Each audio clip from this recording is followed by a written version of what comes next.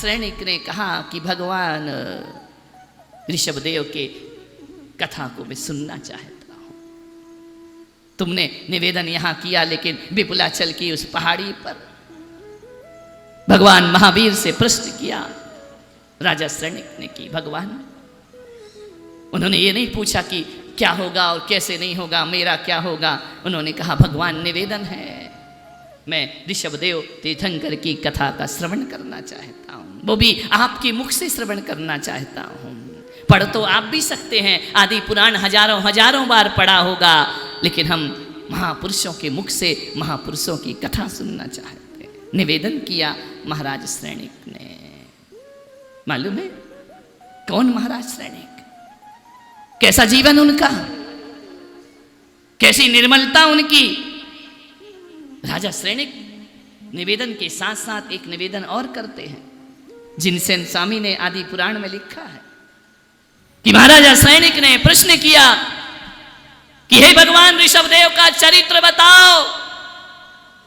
लेकिन ऋषभदेव का चरित्र बताने से पहले मेरी आत्मा को शुद्ध करिए भगवान। कैसी व्यवस्था है शास्त्र की, कथा सुनने से पहले आत्मा शुद्ध होना चाहिए। पूछा गौतम ने, आत्मा को शुद्ध। महाराज श्रेणिक बोले मेरे अपराध क्षमा हो भगवान, अपराध क्षमा हो। अपने आप को अपराधी मान रहे हैं महाराज श्रेणिक। मैंने नरक आयु का बंध किया है महाराज, मुझे नरक गति की प्राप्ति होगी। सारी सभा स्तब्ध रह गई। महापुरुष वो होते हैं जो दूसरों का दोष नहीं अपने दोष देखा करते हैं, और हमारी जिंदगी, संसारी जीवों की जिंदगी दूसरों के दोषों में व्यतीत हो जाया करती है। वो ऐसा है, वो वैसा है, उसने ऐसा किया, उसने वैसा किया। महाराज श्रेणिक महावीर के सामने कहते हैं कि भगवान मेरे दोषों से मुझे मुक्त करो, ऋषभदेव का चरित्र सुनाओ, जिससे मेरा जीवन पापों से मुक्त हो सके। अंत समय यही तो कहा जाता है ना, जब हमारे जीवन का अंत समय हो, हमें कोई महापुरुषों का चरित्र सुनाना होगा। भी कथाओं में समय मत गुजारो, गप लगाने में समय मत गुजारो, यहां वहां की बातों में समय मत गुजारो। महाराजा श्रेणिक ने कहा मुझे पापों से मुक्त करो, ये दोष मेरा है, मैंने नरक आयु का बंध किया, ये दोष मेरा है, किसी और का नहीं है। मैंने क्यों अपनी सहधर्मिणी का कहना नहीं माना? पश्चाताप में है महाराज श्रेणिक। मैंने क्यों अपनी बुद्धि से, कुबुद्धि से शिष्ट और अशिष्ट का परिचय नहीं किया? क्यों मैं साधु और असाधु का भेद नहीं कर पाया? क्यों भगवान? मैंने उन्हें साधु समझा जो साधु नहीं होते हैं, जो साधु होते हैं उन पर मैं दृष्टि नहीं डाल पाया। महाराज श्रेणिक 12 सभाओं में भगवान महावीर से कह रहे हैं, हे प्रभु मैंने धर्म अधर्म को क्यों नहीं समझा? मान्यवर, ये कथा राजा श्रेणिक या ऋषभदेव की नहीं, ये कथा आपके और हमारे जीवन की भी हो सकती है। इतना समय, इतना काल गमाया, अब तक धर्म क्यों नहीं समझ पाया? सच और झूठ का भेद नहीं कर पाया? क्यों मैंने सत्य की परीक्षा लेना चाहिए? क्यों मैंने मिथ्या गुरुओं पर श्रद्धा नहीं किया अपने जीवन में? उसका फल मुझे नरक की प्राप्ति होने वाली है। सोचो ऋषभदेव वालों, हम तो भगवान की मूर्ति को पूजते हैं, मंदिर को पूजते हैं, जो साक्षात महावीर के साथ रहा, जो भगवान के मुख्य श्रोता बन करके बैठे, जिसने अपना सारा जीवन भगवान के समोशरण में व्यतीत कर दिया, उस श्रेणिक को भी नरक से महावीर भी नहीं बचा पाएगा। श्रेणिक, तुम्हें नरक जाना ही पड़ेगा। भगवान क्षमो अपराध, कितनी भी क्षमा याचना करो, कितना भी पश्चाताप और आत्मग्लानि से भरो, श्रेणिक यदि संसारी का अपमान किया होता तो तेरे पापों की सजा मुक्त हो गई होती। तूने संतों का अपमान किया है, मालूम है ना?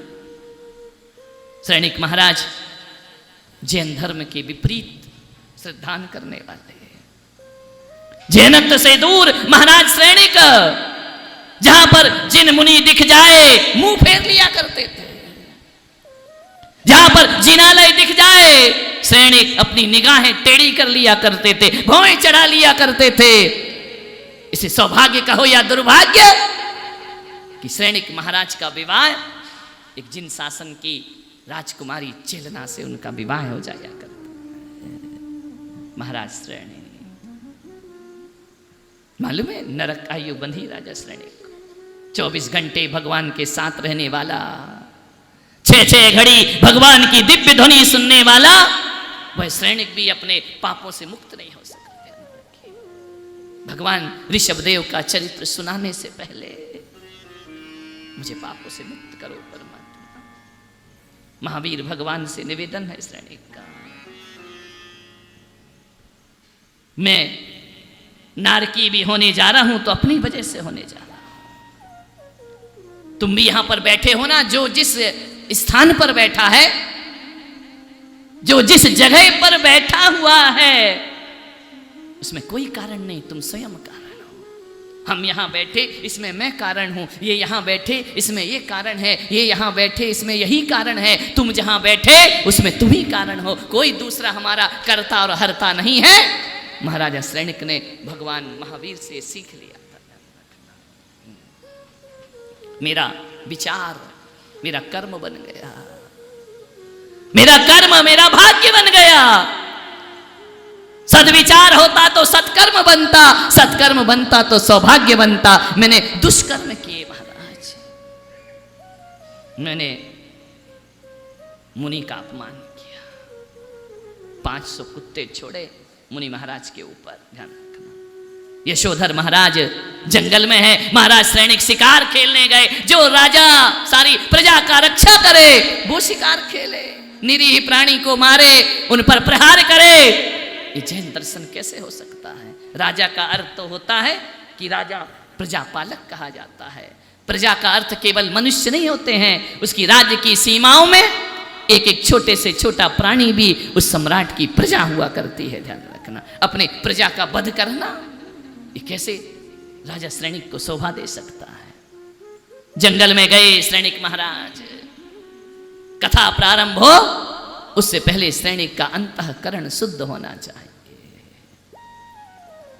जंगल में जाते हैं सैनिक, देखे मुनि महाराज तपश्चरण कर रहे हैं, द्वेष पैदा हुआ, 500 कुत्ते छोड़ दिए महाराज पर। मालूम है 1-2 कुत्ते नहीं, वैसे भी ऋषभदेव केशरिया जी में जिस गली से निकल जाओ 2-4 खड़े ही रहते हैं। आज भी मैं आ रहा था, 4-6 कुत्ते तैयारी खड़े थे। ध्यान रखना, बड़े आवाज कर रहे थे, गुर्रा रहे थे। मैंने भी कुछ नहीं कहा, डरना है तो कुत्तों से क्या डरना, डरो तो शेर से डरो। ध्यान रखना, लेकिन पीछे लगे, कुत्तों की कमी नहीं होती है, ध्यान रखिए। नहीं, मेरी बात का सही अर्थ लगाना, गलत नहीं, क्योंकि जिस तरह से तुम हंस रहे हो उसमें लग रहा है कि तुम अर्थ कुछ और लगा रहे हो और मैं अर्थ कुछ और बोल रहा हूं। ध्यान रखिए, कथा तो कथा होती है, लोग हर कथा का अपने अपने अनुसार अर्थ लगा लेते हैं।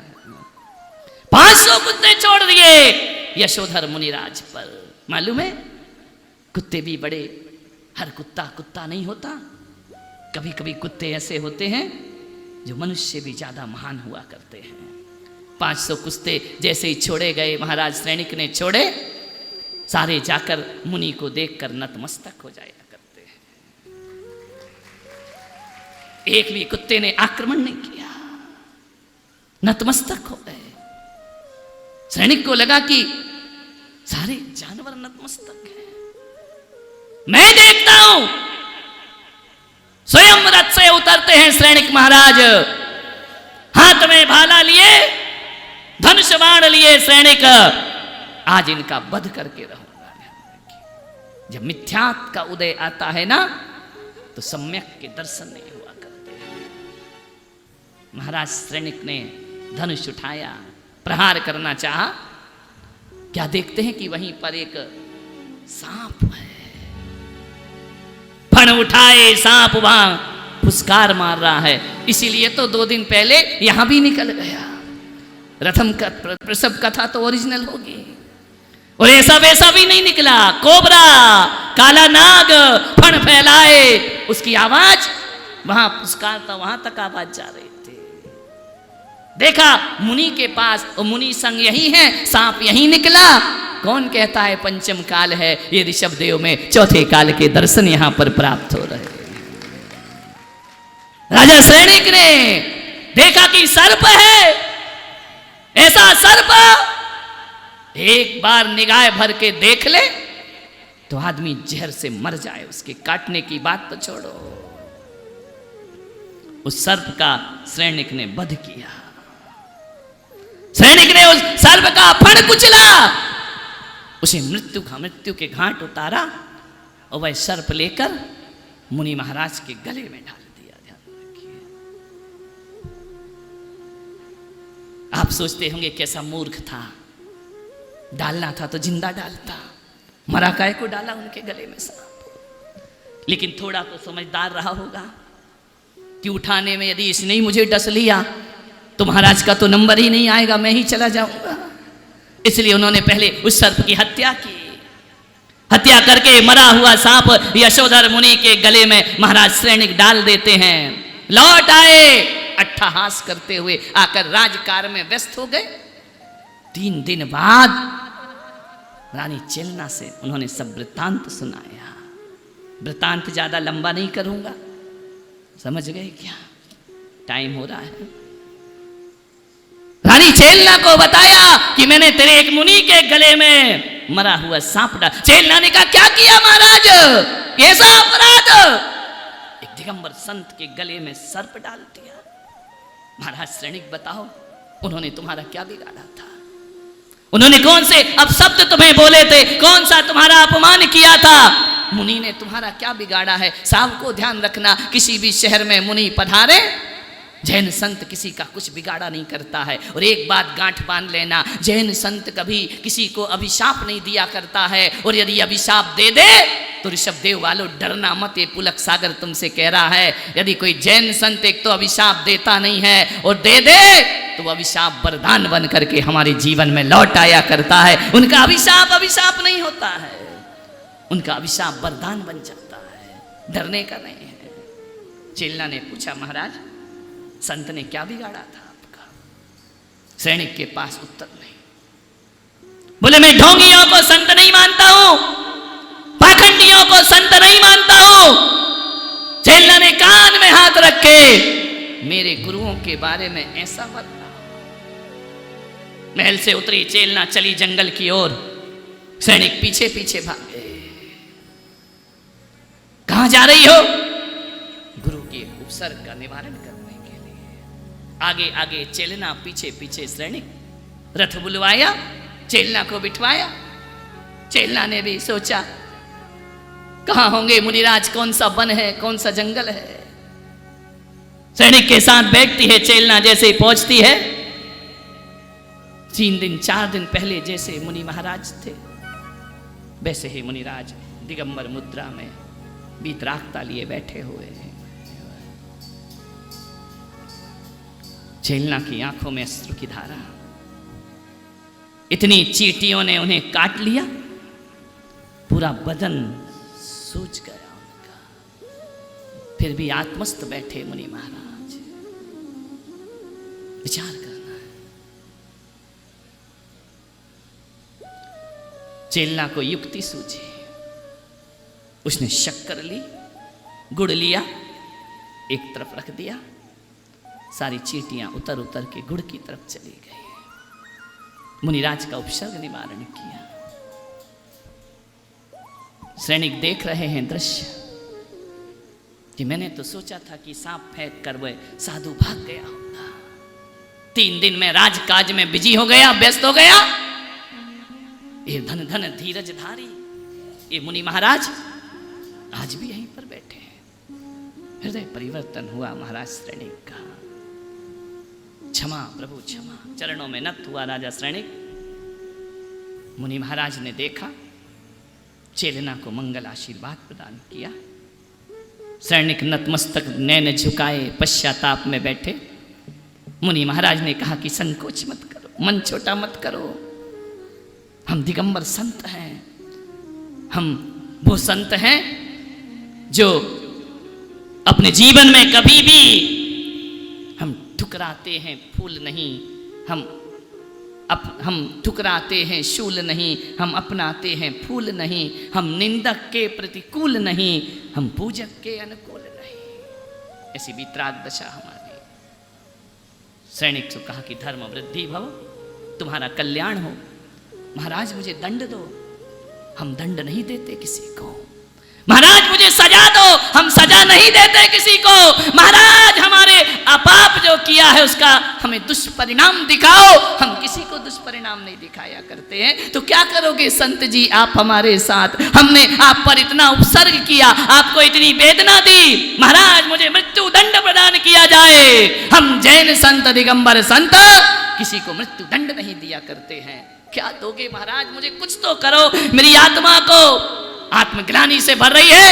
मैंने आप जैसे संत पर उपसर्ग किया, सच्चे गुरु पर संदेह किया।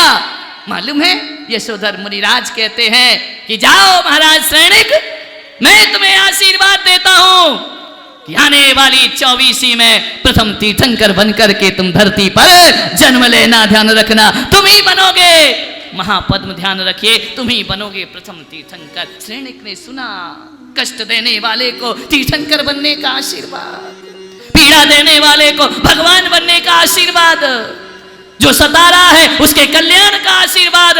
ऐसा यदि कोई धरती पर है, एक दुनिया में ऋषभ देव वालों अपना जैन धर्म इस धरती पर है।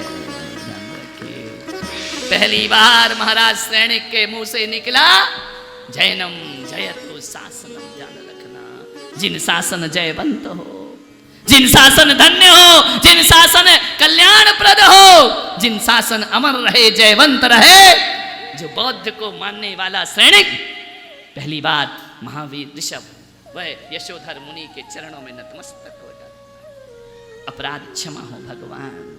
सभी ने सुना, अनुग्रहित हूं। जय